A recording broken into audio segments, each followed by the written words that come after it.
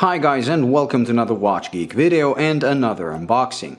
Now this is very special because just like last year, or should I say at the end of each year, I managed to get all my saved funds from flipping watches and buy myself a gift for the end of the year. Now 2 years ago it was an Omega Speedmaster Mark 40. Last year it was my Reverso that not only am I still in love with, but I actually like this watch even more than when I bought it. I simply cannot believe that I can feel that the watch can be this beautiful. I really do enjoy it. Well, now there's the end of this year is coming soon. Not so soon. I mean, I bought this a bit sooner than I usually do, but that's because I got a pretty good deal on it. But I did treat myself with another watch. So let's open it and see what we got. First, you have this very boring cardboard box that's actually used for protection of the nicer cardboard box inside. So let's open that one to see the one inside. And as you can see, this one opens like this, and inside you have a very nice Omega cardboard box, which is glossy white, and it has an it has like a silver Omega logo, some markings here. So let's open that one after I move this big protective one away.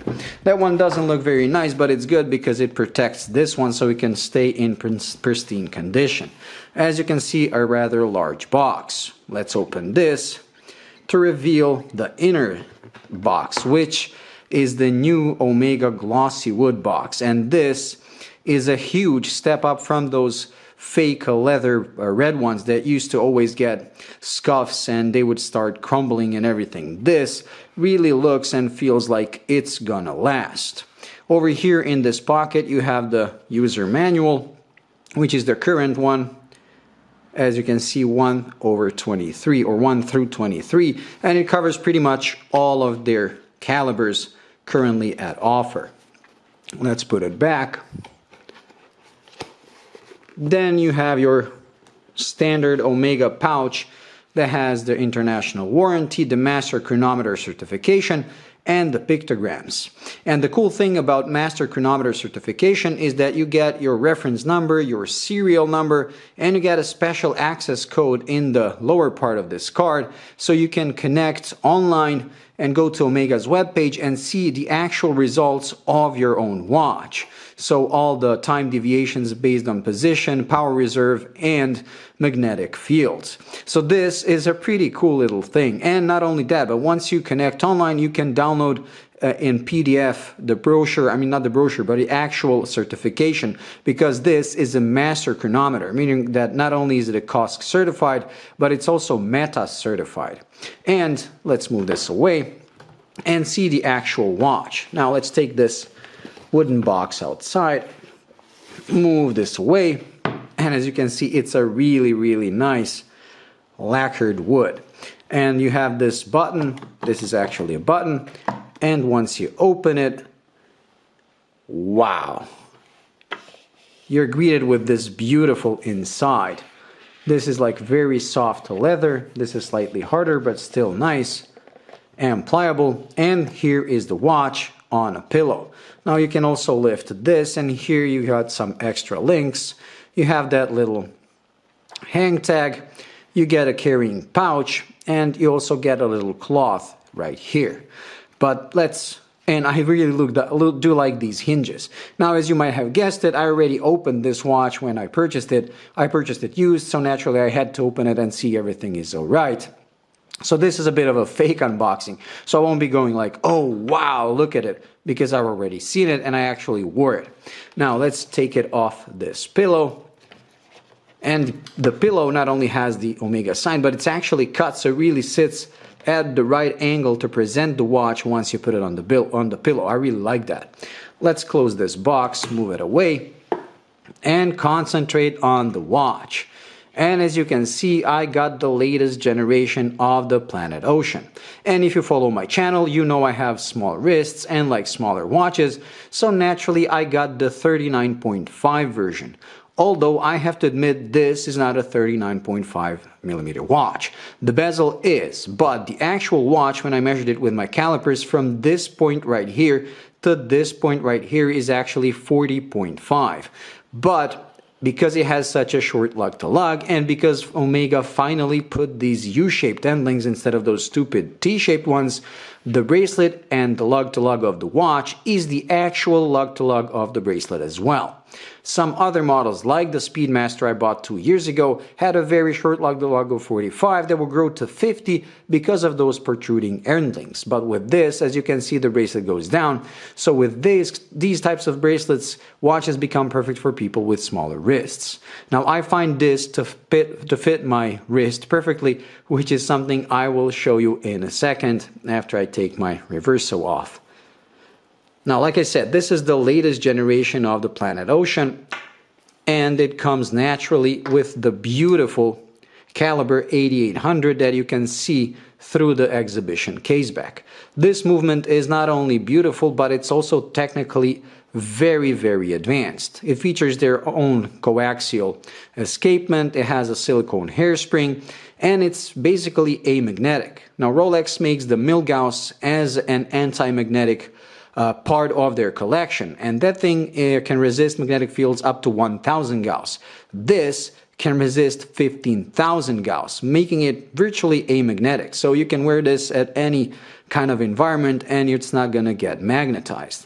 As all other Planet Oceans, it comes with 600 meters of water resistance, ceramic bezel with this liquid metal insert. So this, although it looks like it's painted on, this is actually metal that's been pressed into the cutouts of the ceramic bezel, creating this seamless bond where you cannot even feel it under your fingers.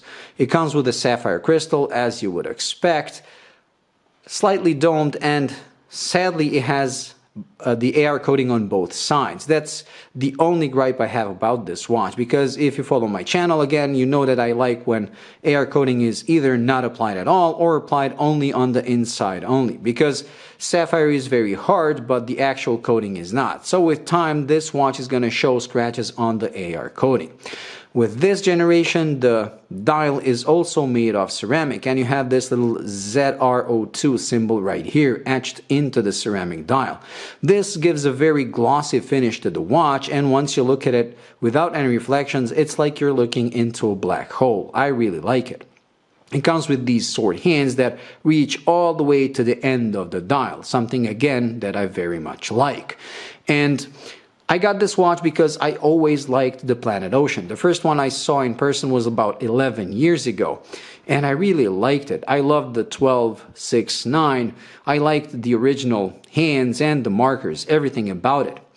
But like I said, the reason I got it not only because I like it, but because of the hype of the new Seamaster 300. The prices on these are really, well, you can have them for a very good price, let's say it like that. Although this is considered more premium than the Seamaster 300, and in the Omega catalog these are more expensive, going for about, I believe this one is $6,550, where the Seamaster 300 is, I believe, $5,200. But I got this at the fraction of that price because it's slightly used. It's 6 months old, but it's basically not been worn at all. It's in like new condition. Now this 39.5 is also one of the thinnest Planet Oceans ever. It's not thin at all, considering it's 14.4 millimeters or 14.1, but considering other Planet Ocean models are like 16, this is very slim. And I have to admit, once I put it on my wrist, it doesn't wear that thick at all, because that thickness includes the domed crystal and the caseback. But once you start moving towards the edge of the bezel, you drop to 12 and below 12. Now, this is it on my 6.7-inch wrist, and as you can see, the proportions are pretty much perfect. This is also incredibly comfortable, and look at it. And it's amazing and beautiful. I love these orange details, like the tip of the second hand and the inscriptions of the Seamaster. And beautiful.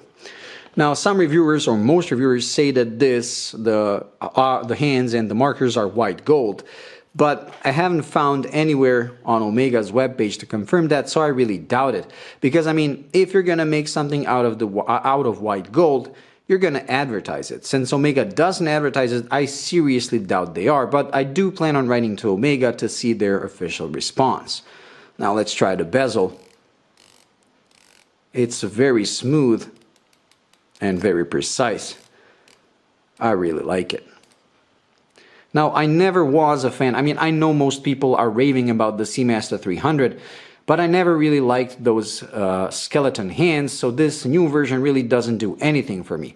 It's also grown to 42 millimeters, making it slightly too big for me, and it just has such a 90s vibe that I feel like it's a revamp of a fashion that's gone. Now, I know everyone is raving about it, but I simply cannot. To me, this is a much more beautiful and much better designed watch. It has a lot of, I don't know, Omega DNA with the professional case with this asymmetrical protection of the crown. The 1269 that goes back to 50 years ago. Even the sword hands. It just has more DNA of what Omega used to be. I always found the Seamaster 300 to be like Omega's attempt to copy Rolex Submariner with those round markers and everything. So I never really liked that watch, although the previous generation was very slim, which made it very comfortable to wear. But this current generation got a bit thicker, but it's still thinner than this. So this watch has only two gripes for me: the air coating on the outside and the thickness. I wish it was just slightly thinner because I know they can make it, since the Seamaster 300 is, I believe, 13 and this is 14.